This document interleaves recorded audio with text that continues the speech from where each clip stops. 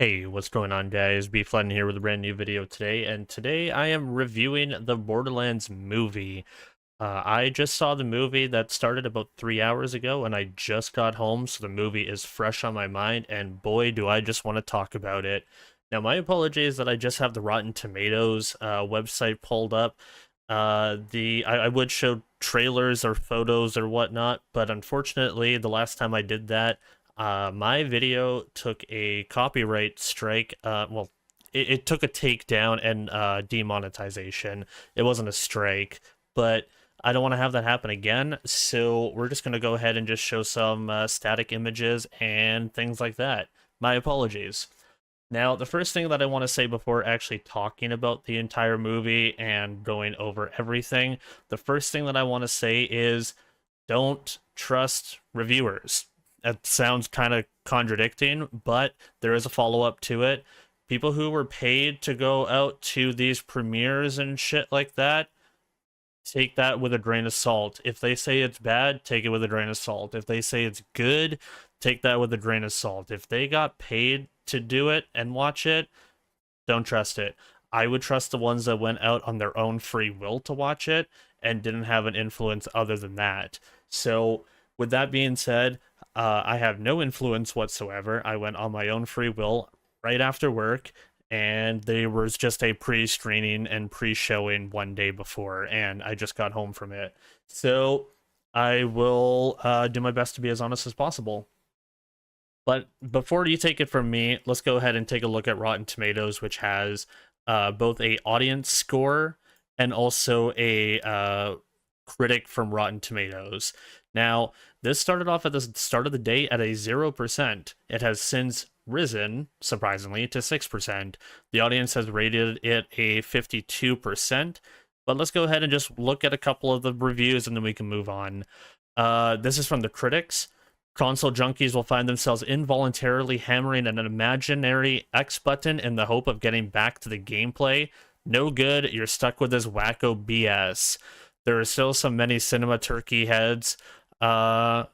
Turkeys headed our way before the year closes, but this sci-fi gobbler mixes inept directing, terrible writing, indifferent acting, and god-awful CGI into such stupefying boredom, it feels like nothing could top it for badness.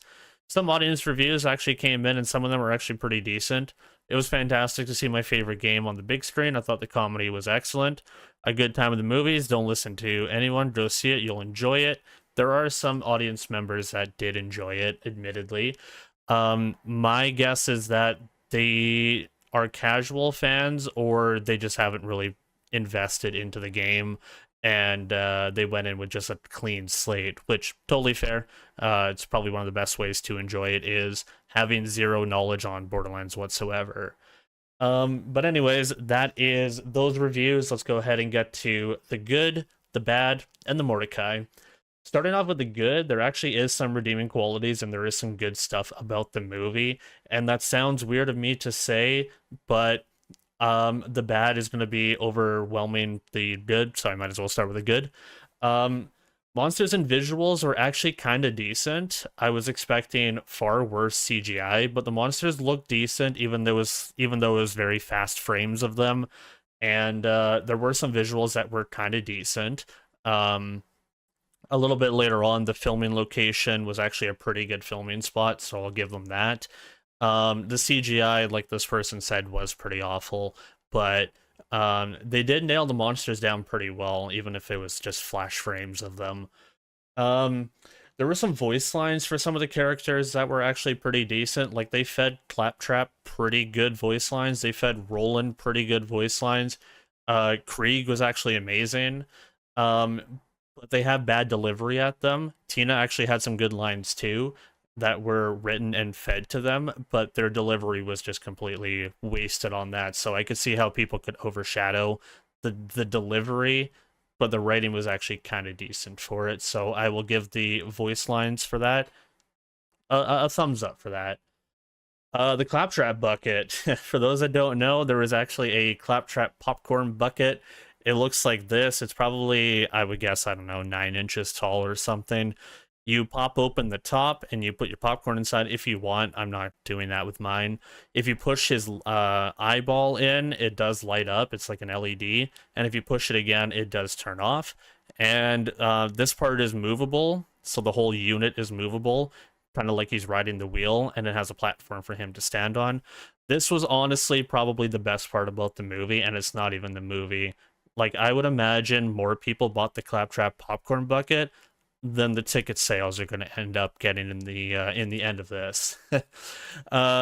Krieg and Marcus were probably the most spot on visually and vocally, so I will give them props for that. I know a lot of people have said Roland for some reason was the best part about the movie. I don't agree with that. Roland was okay, and the humor and direction of Roland from Roland was pretty bad too. So I would say Krieg and Marcus stole the show for this. And actually some of the psycho streams, like the extras and add-on characters and folks, they actually did the screams, the sound effects, actually pretty decent. Their costumes were shit, but I would say Krieg, Marcus, and the add-ons vocally and visually looked the best. Marcus looks to the character, Krieg looks to the character. So yeah. And that's where my good ends. Let's go ahead and jump into the bad.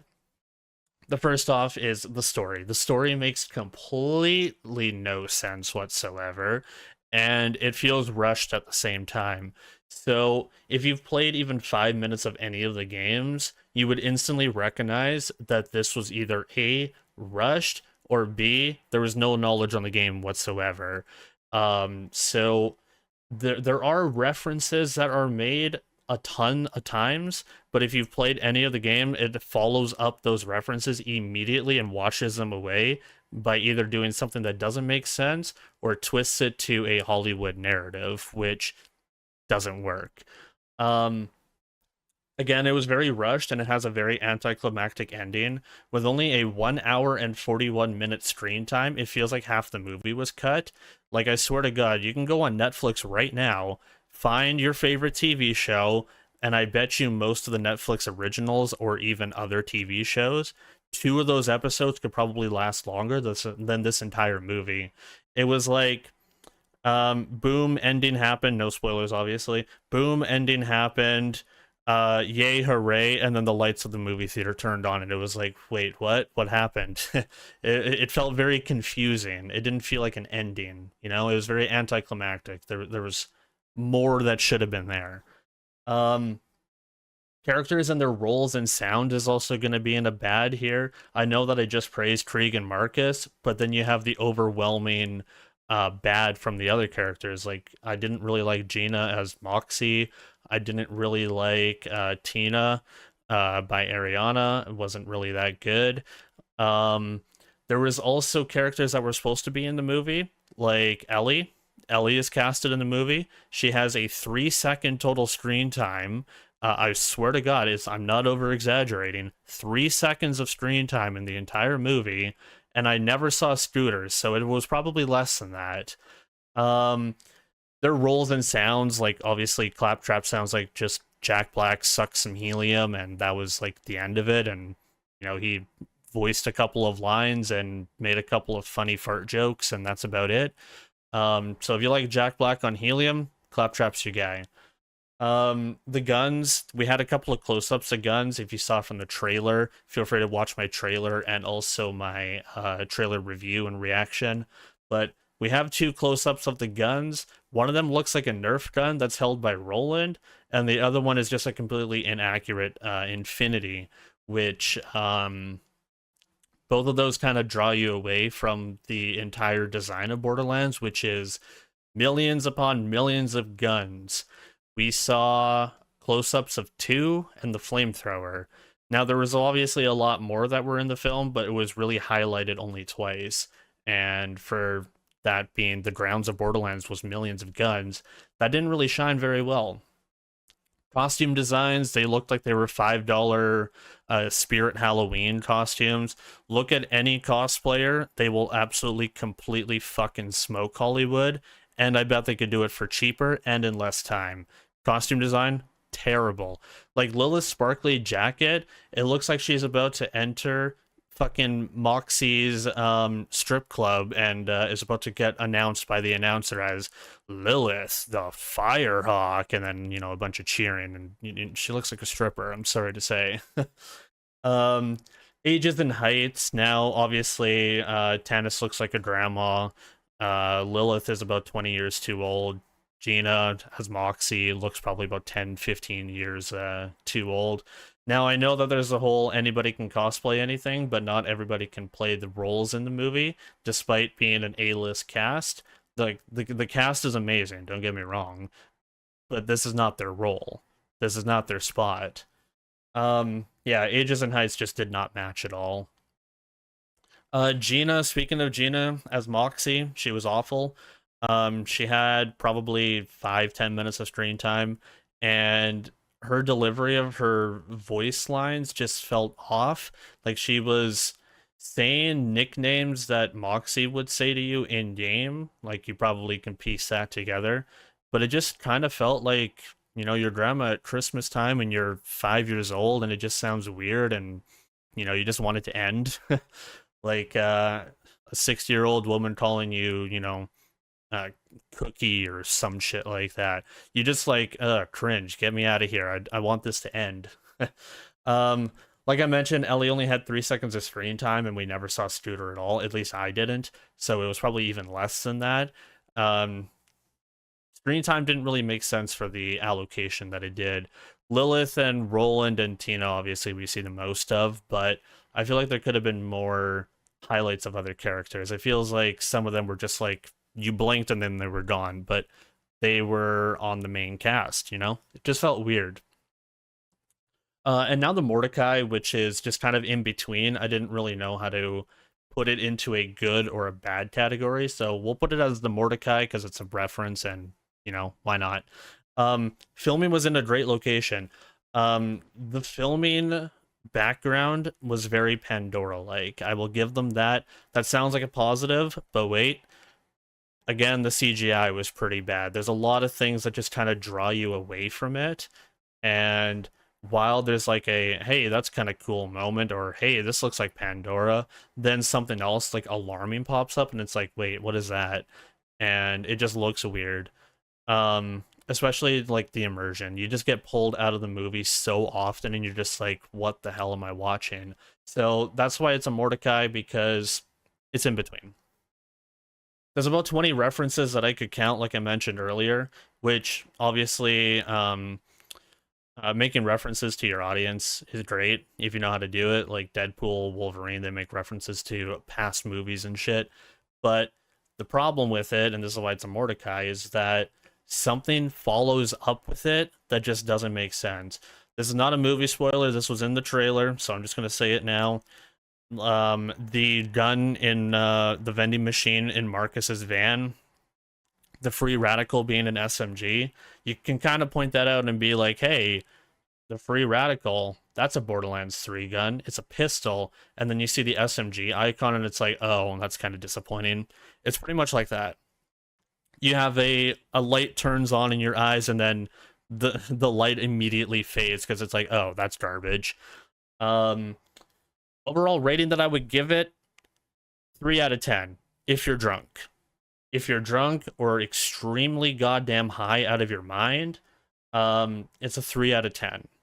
And the reason why is because there is some redeeming qualities, like I mentioned, in the good section and some in the Mordecai section.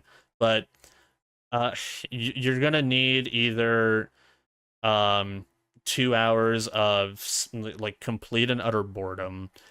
You're going to have to either drink till you can't see straight or get so high that you forget your first name to be able to enjoy this movie.